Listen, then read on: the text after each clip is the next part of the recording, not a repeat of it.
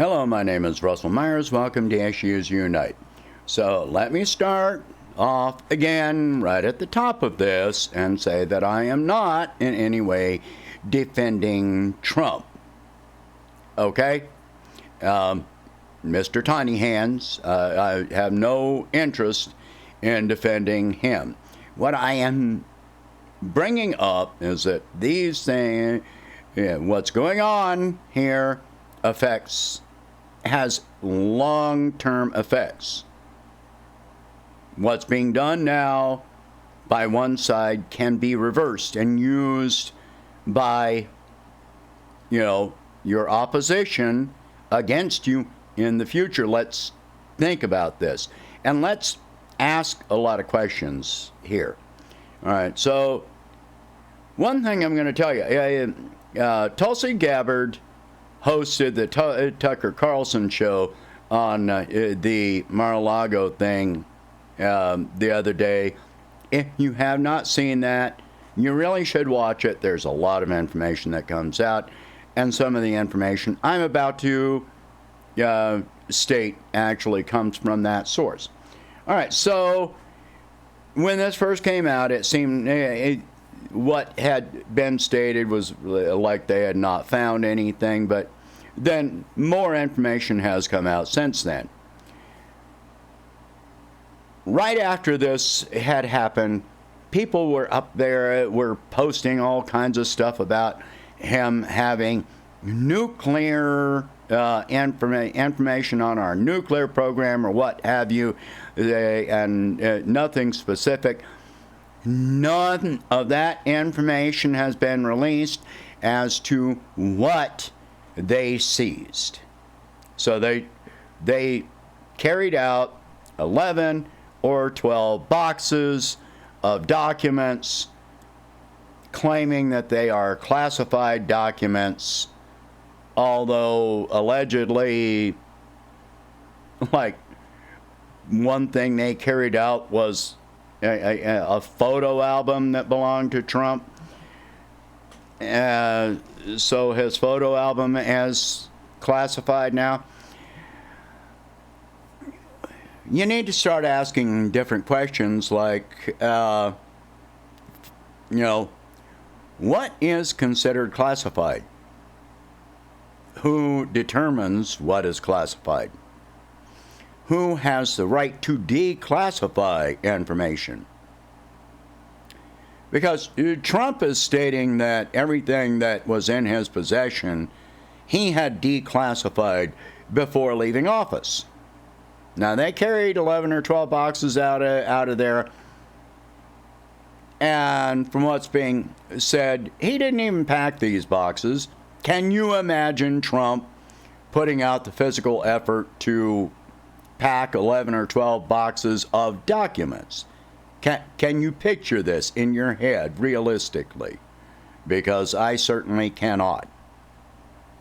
And as far as those documents are concerned, considering his tweets, I genuinely have my own questions about how well he can read.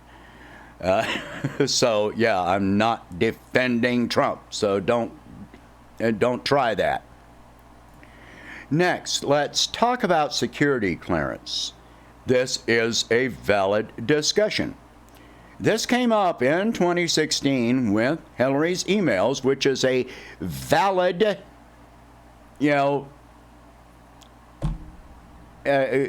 comparison here, because what really came out during that time is that presidents, secretaries of state, vice presidents,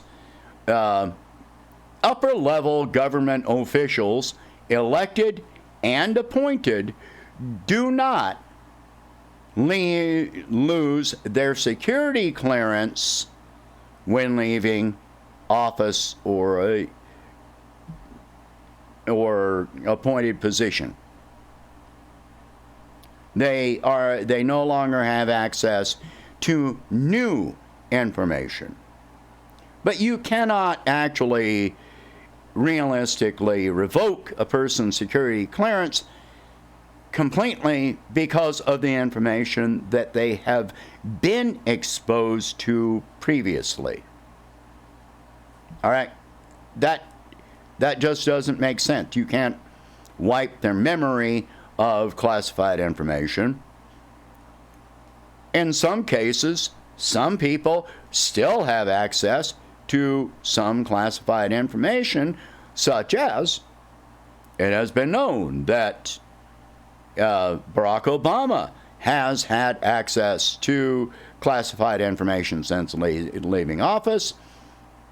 George W. Bush.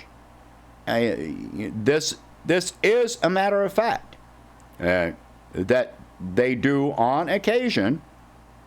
They have to. If a newly elected president has to discuss an issue with the previous president over a classified issue, if you don't have the security clearance, you can't do that. So, possession of classified documents after leaving office is another correlation to Hillary's emails, because after leaving the office of Secretary of State, Hillary still had her server, and her server still had classified, top secret information on the servers. Now, is Trump going to be charged with criminal activity? We don't know yet. Other information that has come out is that Department of Justice officials had gone to Mar-A-Lago in June and actually viewed the documents that were recently seized. They just told him to keep them secured, and apparently he did.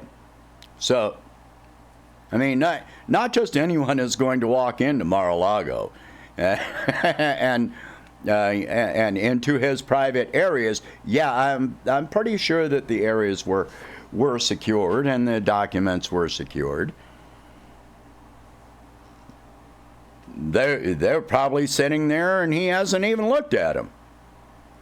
And other information that has come out is that Trump and the Department of Justice were working on a deal of returning these documents to the National Archives, when instead they decided to do this and raid Mar-A-Lago. So we do not know if a crime has been committed. We don't know what information is in these documents, what these documents pertain to. If this winds up going to any court, anything like that, and they actually were actively working on a deal to return these documents to the National Archives, then this will all come out and it will exonerate Trump. If there are no criminal charges that are filed, again, they have made him into a martyr. This is absolutely going to enrage the extremist right. It will enrage a lot of people that are in the center, or at least center right. This is going to turn a lot of people against this administration. As of now, the acting Attorney General Garland said that you don't have the right to even question the actions of the FBI. You don't have the right And basically, he said that if you do, you're guilty of treason. Really? So you don't have the right to question your government. That sounds like something, but it doesn't sound like democracy to me. This is... I'm going to wait and see what happens from this. But so far, from the lack of information on one side and alleged information coming from the other side, this is not looking good. In many different respects, this is not looking good. This looks like an intentional witch hunt. This looks completely contrived, just like the whole phone call to Ukraine, which I did a video on that, going through the entire transcript of the call. There was nothing there. There was literally nothing there. It sure as hell had nothing to do with Russia. And yet that was what they based, trying to impeach him on. And I wasn't against him being impeached. I was against him being impeached for garbage bullshit. If you wanted to impeach him on war crimes, crimes against humanity, then I would have been all for it. I would also be in favor of charging Obama and Bush and Biden and Hillary and many others. So it's funny how they go and investigate this and turn this into some giant thing, and Hunter Biden's laptop is, for all intents and purposes, just out there in the wild. There are a number of people that claim that they have complete images of what is on Hunter Biden's laptop. And first they tried to claim that was all Russian propaganda. Then they had to admit that, yeah, this is actually a thing. But they only admitted that long after the election. And yet Hunter Biden is jumping onto Air Force One with his father. I mean, just yesterday, I think. All right, so let's wait and see what comes out of this. All right, share this video, talk about these subjects, ask questions, think about these things.